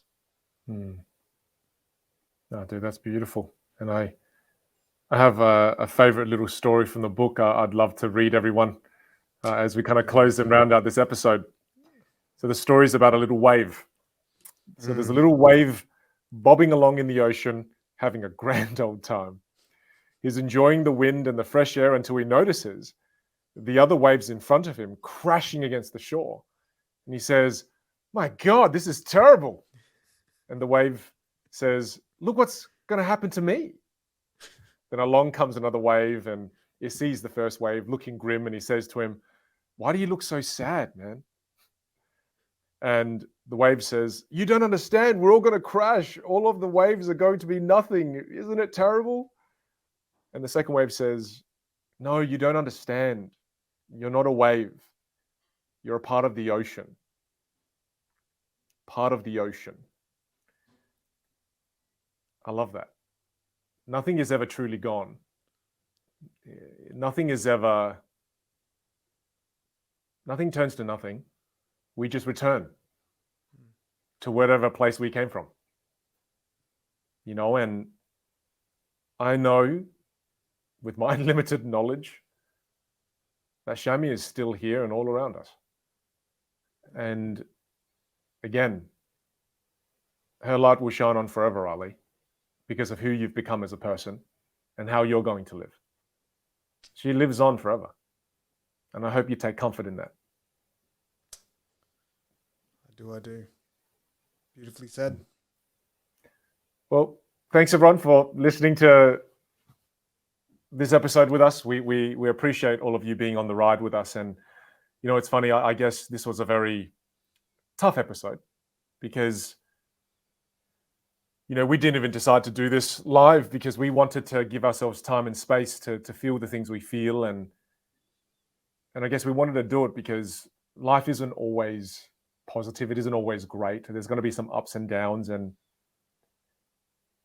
it was lovely being able to share some tough moments in our lives with all of you. Thank you for listening.